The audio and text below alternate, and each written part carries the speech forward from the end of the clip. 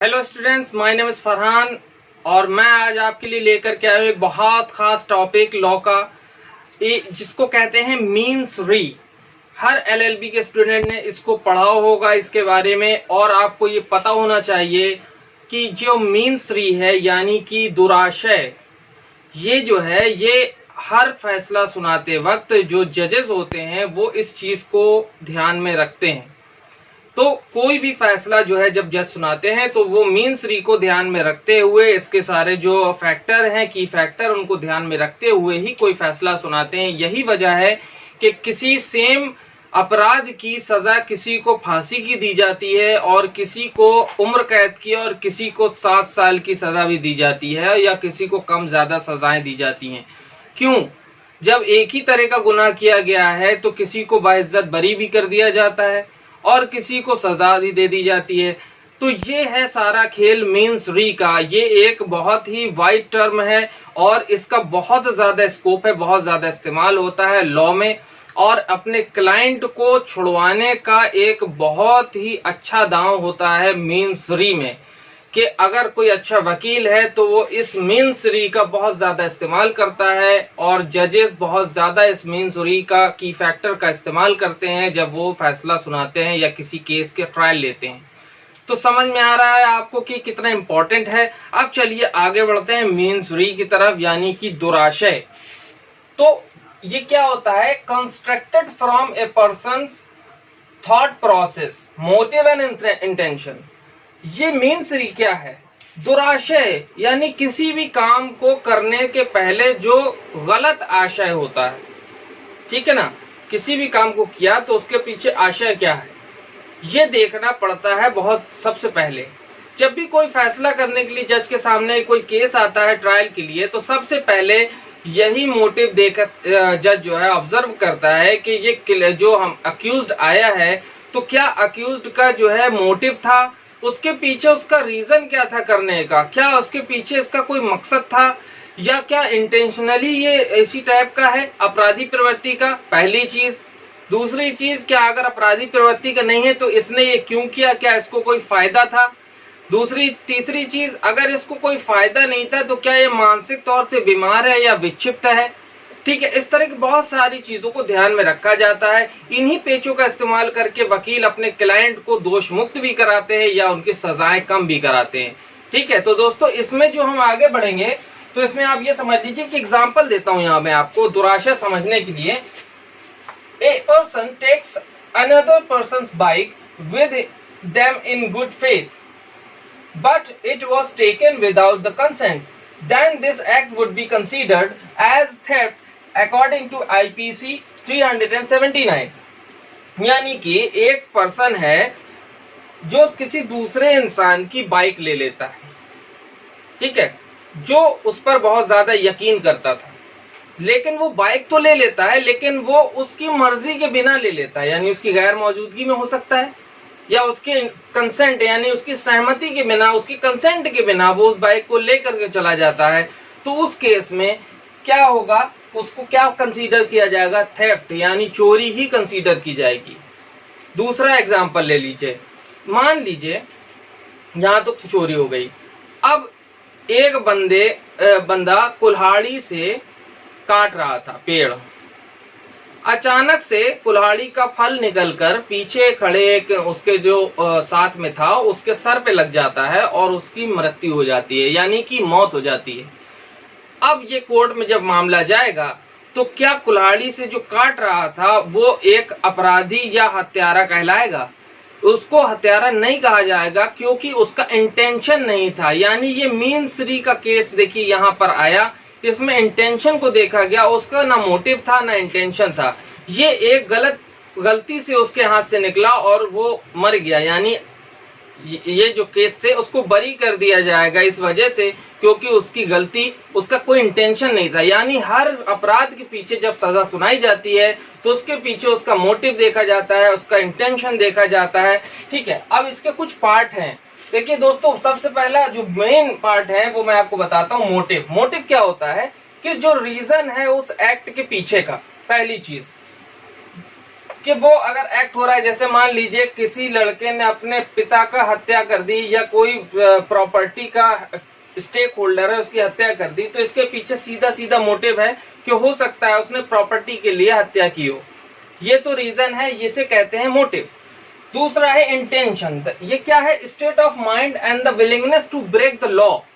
यानी कि एक तो हो गया मोटिव, अब इंटेंशन। एक तो मोटिव था, वो मोटिव से मतलब ये नहीं है कि वो क्राइम ही कर देगा, लेकिन अब इंटेंशन। इंटेंशन क्या होती है कि उसका एक मकसद बन गया था, उसका इंटेंशन था उसका कि मैं इसको मार डालूं। अब जब उसका ये इंटेंशन था, विलिंगनेस थी, यानी उसकी इच्छा थी कि इसको रास्ते से हटाना है, तो ये क्या थी इच्छा? Break the law. अब चले आते हैं ये 5 की फैक्टर की तरफ। तो पहला क्या था? इंटेंशन, बता दिया। दूसरा क्या था? मोटिव। अगर उसका इंटेंशन था कि मुझे इस बंदे को मारना है, इसको जान से मारना है, तो उसके पीछे कोई ना कोई मोटिव रहा होगा। नंबर 2, मोटिव क्या रहा होगा? यार ये इसने मेरा पैसा नहीं दे रहा, या इसकी प्रॉपर्टी हजम करना है, या इसका जो है खेत हथियाना है, जमीन हथियानी है, कुछ भी फैक्टर हो, ठीक है। तो ये हो गया मोटिव। इंटेंशन के बाद क्या देखेगा जज? मोटिव। उसके बाद वो क्या देखेगा? नॉलेज। इसको इस चीज की पूरी नॉलेज थी। क्या नॉलेज थी? कि इसको करने से सजा मिलेगी, यानी कि ये लॉ है और ये अगर मैं करूंगा तो ये अगेंस्ट द लॉ होगा और ये कानून की नजर में एक जुर्म होगा। इसकी उसको जानकारी थी, ये भी देखेगा कोर्ट। उसके बाद नेग्लिजेंस, उसकी अवहेलना की उसने, यानी उसको जब पता था कि किसी की हत्या करने में 302 की धारा लगेगी हत्या की और उम्र कैद या फांसी की सजा हो सकती है, फिर भी उसने ऐसा किया और तरीके से किया। इसमें पूरा षड्यंत्र रचा उसने। किसे बोलते हैं? आपराधिक षड्यंत्र, जिसके लिए आईपीसी की 120B और 120A ये धारा है। ये मैं आपको अगले लेक्चर में जरूर बताऊंगा आपराधिक षड्यंत्र क्या होता है। ये अकेला भी इंसान कर सकता है और कई लोग मिलकर भी कर सकते हैं। तो उसके साथ आईपीसी 34 भी लगती है, यानी कॉमन इंटेंशन, सबको बराबर की सजा मिलती है। अगले लेक्चर में बताऊंगा। तो नेग्लिजेंस, उसने अवहेलना भी की। उसके अलावा वॉलंटरली था, मतलब वो स्वेच्छा से उसने किया, मतलब उसको किसी ने हुश्काया हो या ना हुश्काया हो, लेकिन उसने किया। तो जब उसको ये मालूम था कि ये कानून के नजर में अपराध है और इसको एक्ट को करने से इस तरह की सजा हो सकती है, उसके बाद भी अगर वो करता है, भले उसको किसी ने मिसगाइड किया हो, लेकिन अगर उसको पूरी नॉलेज थी उसके बाद भी उसने किया, तो वो ये ब्लेम नहीं कर सकता कि उसने किसी ने उसको जो है मिसगाइड किया था। वो बात की चीजें हैं, अगर ऐसा कुछ है तो उसको भी सजा मिलेगी जिसने उसको मिसगाइड किया था। लेकिन अगर उसके पूरा दिमाग था, पूरी नॉलेज थी, सारी चीजें थी, तो फिर उसको जो उसने ये हरकत की ये वॉलंटरली थी, यानी उसने स्वेच्छा से की थी। तो ये सारी चीजें देखेगा कोर्ट, और अगर इनमें से चीजें को पाता है तो फिर कठोर से कठोर दंड, यानी बहुत खतरनाक सजा दी जाती है। और यही मेंस रे का सिद्धांत है। जैसे कि मेंस रे की और छोटे छोटे बहुत सारे एग्जाम्पल हैं जिसको हम लोग समझते नहीं है। जैसे कि क्या एग्जाम्पल है दोस्तों? टैक्स इवेजन, लोग टैक्स की चोरी करते हैं। बहुत सारे व्यापारी हर महीने टैक्स की चोरी करते हैं। प्रॉफिट ऑफ मार्जिन को घटा देना, परचेज को हाइड कर लेना, ठीक है, क्रेडिट नोट डेबिट नोट में हेर फेर, ठीक है, इस तरह के जो काम होते हैं इन्हें कहते हैं टैक्स इवेजन। टैक्स इवेजन भी एक प्रकार का मीन्स री है, जिसमें ये सारी चीजें, इंटेंशन भी शामिल है, मोटिव भी शामिल है, नॉलेज, नेग्लिजेंस और वॉलंटरली भी शामिल है, ठीक है। वो व्यापारी करवाते हैं, अपने अकाउंटेंट से करवाते हैं, तो ये टैक्स इवेजन है। या अवॉइडेंस, जानते बूझते कि ये गलत है लेकिन रिटर्न को देर कराना, ना भरवाना, अवॉइड करना, ये सारी चीजें भी मीन्स री में आती हैं। ब्लैक मार्केटिंग करना, फॉल्स एडवर्टाइजिंग करना, जैसे कि उनके प्रोडक्ट में वो खूबियां नहीं है जिसके बारे में वो खुल के बता रहे हैं। इससे क्या होता है? कंज्यूमर मिसगाइड हो जाता है, उसके प्रोडक्ट बाई कर लेता है और उसके बाद कंज्यूमर कोर्ट वगैरह के चक्कर लगते हैं। तो ये भी क्या है? मीन्स री में आता है।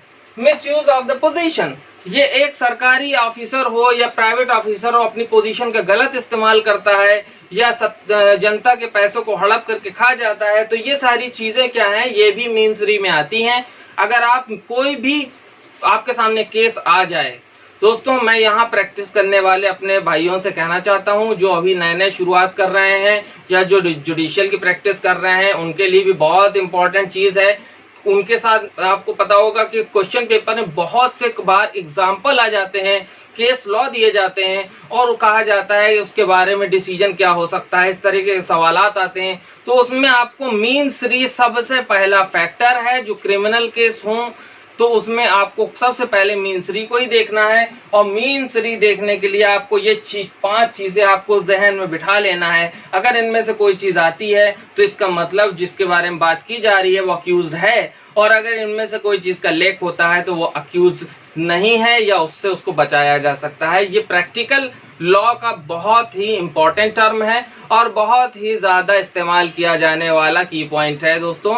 तो उम्मीद करता हूँ ये आज आपका ये वीडियो आज का आपको पसंद आया होगा, और अगर पसंद आया तो ज़्यादा से ज़्यादा कमेंट करें, लाइक करें, शेयर भी करें बहुत ज़्यादा, ताकि और लोगों को भी इसकी जानकारी मिले। और वीडियो को पूरा देखने के लिए बहुत बहुत शुक्रिया। Have a great day. मैं आपका दोस्त फरहान अख्तर एक बार से फिर हैव अ ग्रेट डे।